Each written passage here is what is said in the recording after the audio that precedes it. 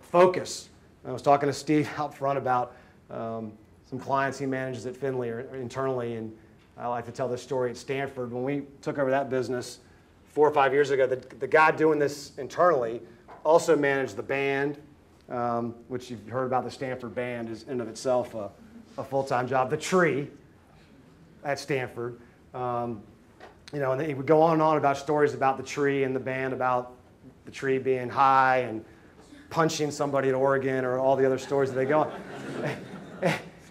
I mean, we don't do that. I mean, you can't go sell and generate revenue and make cold calls. I mean, obviously that's a very simple example, but it's really what, you know, when you go in to talk to someone about, well, why would you want to work with an outside group, and they're the guy doing it today.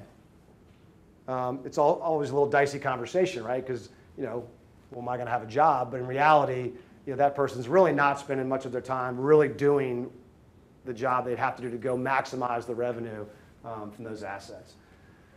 Cost savings, you know, that's certainly, that may or may not be a good reason, and it gets a little dicey, but certainly if you can move costs off your books, I would say if it's a redundant, fine. If it's something that you just want to move over and pass on to your partner, it gets a little shaky.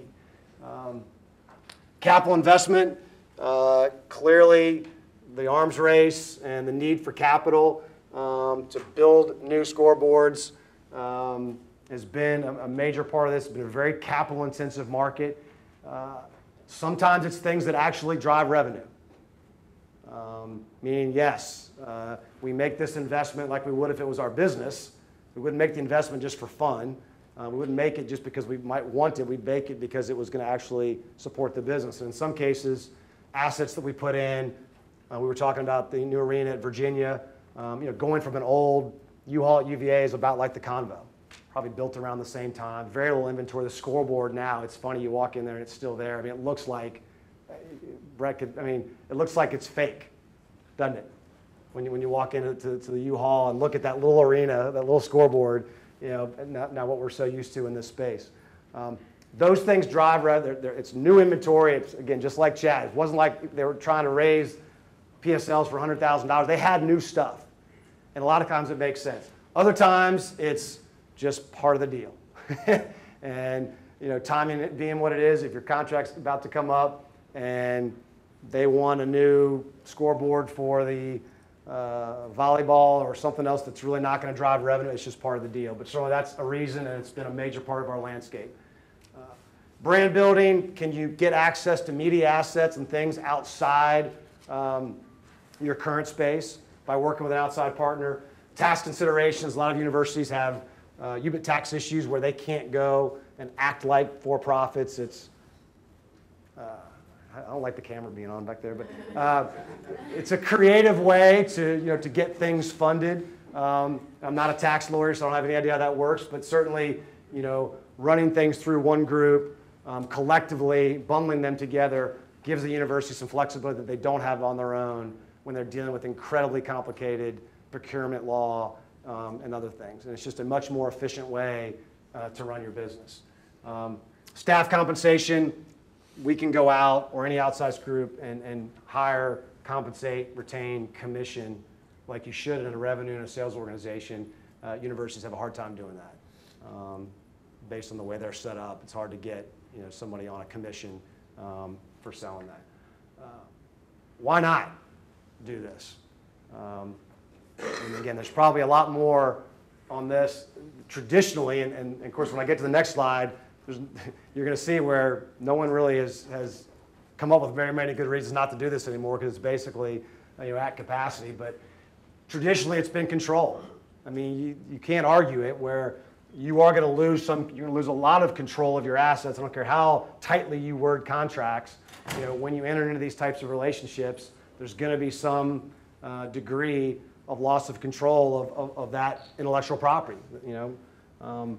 I don't care what company you are in our space, you are leasing these rights for a period of time. It's like a PSL. You know, our investment in LSU has got a term on it. I mean, like everybody else's, I'm not buying LSU or Virginia or Utah.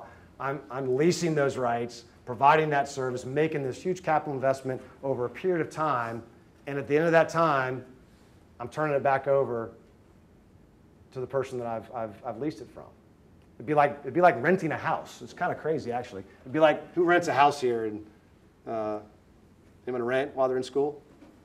Okay, all of y'all. So it'd be like you all, part of your contract saying, okay, I'm going to rent this thing. I'm going to put a pool in the back of it while I'm here, right? I'm going to upgrade the countertops. I'm going to sink all this money into this for the period of time that I'm here and hope that I get the benefit out of it. And I am. It's got to work. But at the end, you're going to give that back to your landlord. So it's a interesting and risky business. I mean, I think you don't have to anything else. I mean, if you own your business, you own it for perpetuity. So I think from our side of it, back to the reasons you would look at opportunities is they've got to make sense. You got to be disciplined in it, and you got to know that at the end of the contract, hopefully you're giving it back to them in better shape than you started. But at the same time, you better hope that your investment that you made has paid off. Tradition, certainly, this is how we've always done it. And again, you'll see when I show you the market, who's left. Margins, certainly, if you don't believe, we've always been doing it. We can do this ourselves, and we get to keep all the money. Why would I pay you? It's kind of like with Len. Len and I have worked together for 3 or 4 years, and I've used Len on multiple searches, and I'd say, well, why would I want to pay Len to do that? In this case, it's the other way around, but I'll just keep that myself. I mean, obviously, there's value. I mean, I wouldn't do it if I didn't think he was adding value to my business. I wouldn't pay him. But from the university side or anybody else, let's do it ourselves and keep all the money. But then you're managing the band and the tree, or you're going to Shelley and saying, here you go, do this. Do I get any more money? No, this is for opportunity. You're going to grow. It's probably more for you guys over here. You're going to love this. But you'll do it. I mean, you guys will do it. I mean, we did it, but it's not a sustainable way to grow and manage the business. So that rarely works if it's actually worth anything. Because the reality might be the asset might not be worth what anybody thinks it is, and so why make the investment? But if there's a way to make it better, and to justify capital, creativity, time, energy, effort, then it ought to grow. If it's not going to grow, then there's no reason to do it from our perspective.